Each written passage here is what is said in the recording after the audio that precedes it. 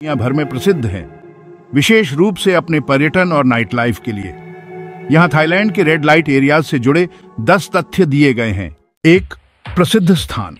Thailand के 3 सबसे प्रसिद्ध रेड लाइट एरियाज में शामिल हैं पटपोंग बैंकॉक, नाना प्लाजा बैंकॉक और सोय कॉबॉय बैंकॉक। इसके अलावा पटाया का वॉकिंग स्ट्रीट और फुकेट का बैंगला रोड भी बहुत प्रसिद्ध है। 2, सेक्स टूरिज्म।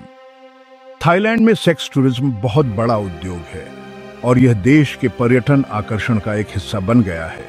हर साल लाखों पर्यटक विशेष रूप से इन एरियाज में आते हैं।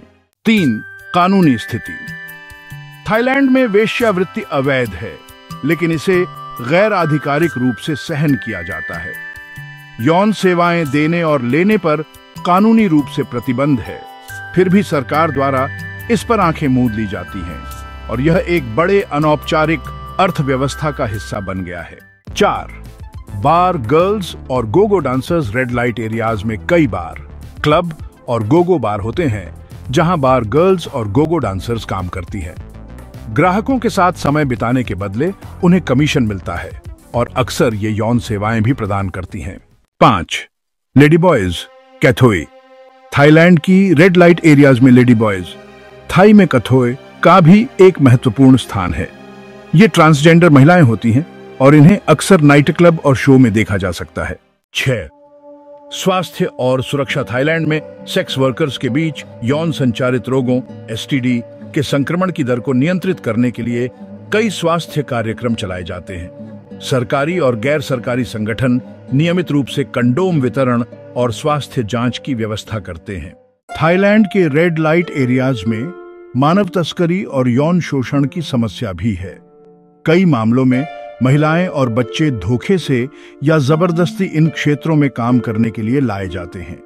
सरकार और एनजीओ इस समस्या से निपटने के लिए लगातार प्रयास कर रहे हैं। 8, नाइट लाइफ और मनोरंजन।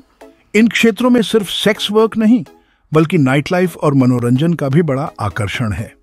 यहाँ लाइव म्यूजिक, ड्रिंकिंग स्पॉट्स और कूल नाइट क्लब्स भी हैं, जहां पर्यटक और स्थानीय लोग दोनों ही आनंद लेने आते हैं।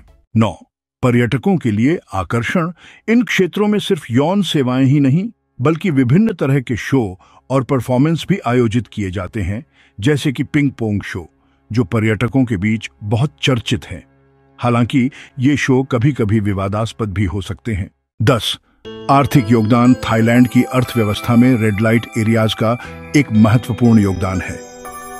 इससे संबंधित उद्योगों में होटल, रेस्तरां, बार और ट्रांसपोर्ट सेवाएं भी शामिल हैं, जो देश की अर्थव्यवस्था के लिए महत्वपूर्ण हैं।